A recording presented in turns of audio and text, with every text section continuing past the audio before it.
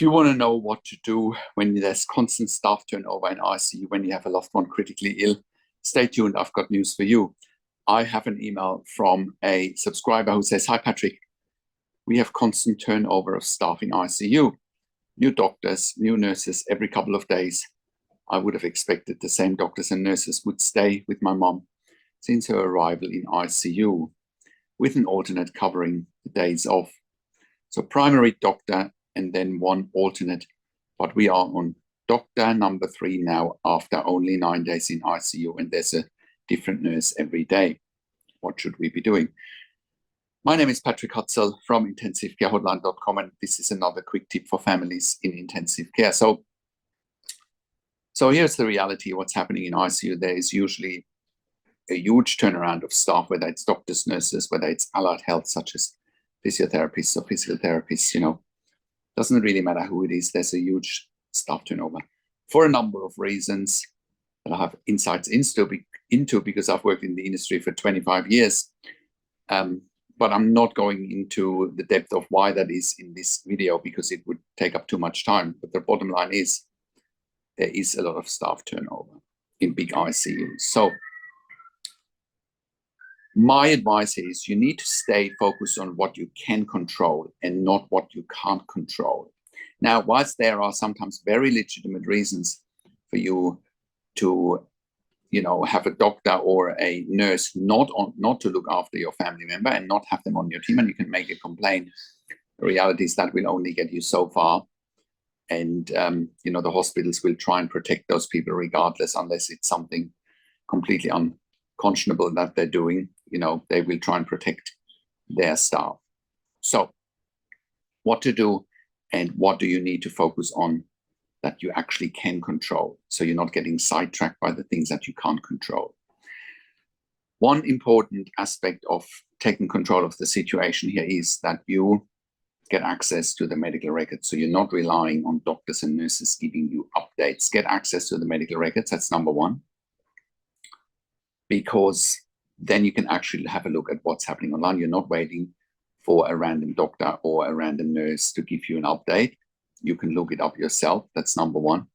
Number two, learn what questions to ask, right? Because then once again, if you are in control of what to ask, you are much less reliant on the doctors and nurses. You need to get a grip on things.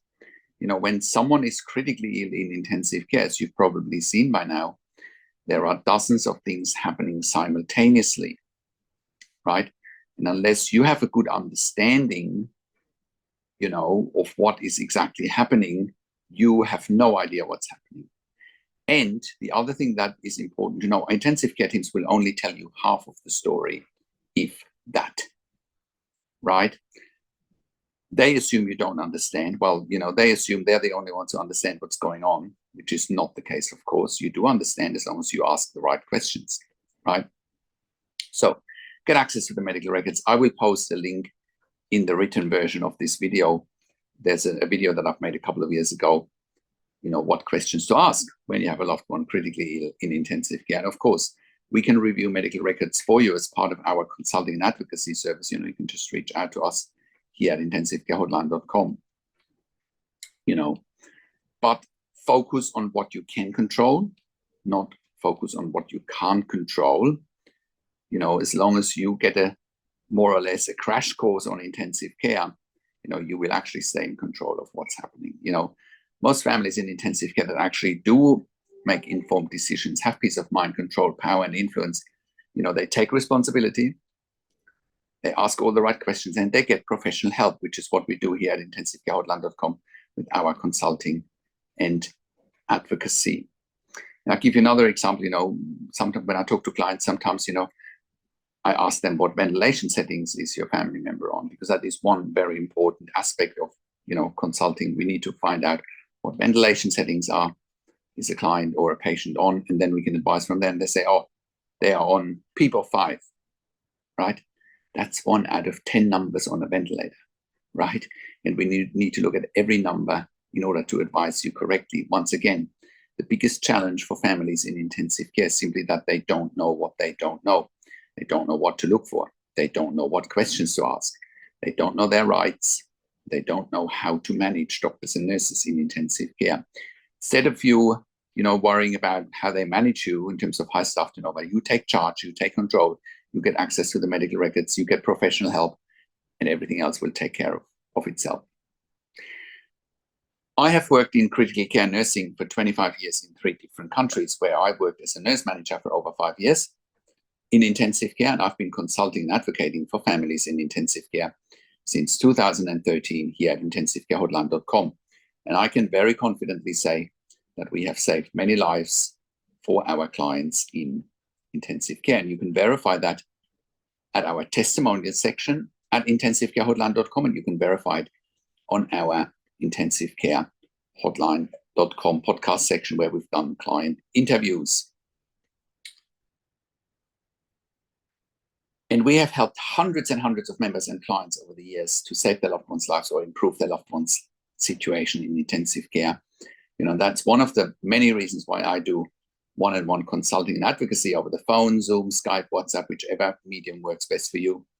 I talk to you and your families directly, and I handhold you through this once-in-a-lifetime situation that you simply can't afford to get wrong. I also talk to doctors and nurses directly with you or on your behalf, and you will see the dynamics change pretty quickly once the doctors know you have someone on your team who speaks the intensive care language inside out and understands the industry inside out just as much as they do. I also represent you in family meetings with intensive care teams. We also do medical record reviews in real time so that you can get a second opinion in real time. We also do medical record reviews after intensive care if you have unanswered questions, if you need closure, or if you are suspecting medical negligence, and all of that. And we also have an online membership for families of critically ill patients in intensive care. And you can become a member if you go to intensivecare-hotline.com, if you click on the membership link, or if you go to intensivecaresupport.org directly. In the membership, you have access to me and my team 24 hours a day in the membership area and via email. And we answer all questions intensive care related. In the membership, you also have exclusive access to 21 ebooks and 21 videos that I have personally written and recorded. And all of that will help you to make informed decisions, have peace of mind, control, power, and influence, making sure your loved one gets best care and treatment always. And all of that you get at intensivecare-hotline.com. Call us on one of the numbers on the top of our website or send us an email to support@intensivecare-hotline.com. And if you like my videos, subscribe to my YouTube channel, click the like button, click the notification bell, share the video with your friends and families, and comment below. I also do a weekly YouTube live where I answer your questions live on a show, and you will get notification for the YouTube live if you are a subscriber to my YouTube channel or if you are a subscriber to my intensivecare-hotline.com email newsletter at intensivecare-hotline.com. Thank you so much for watching. This is Patrick Hutzel from intensivecare-hotline.com, and I will talk to you in a few days. Take care for now.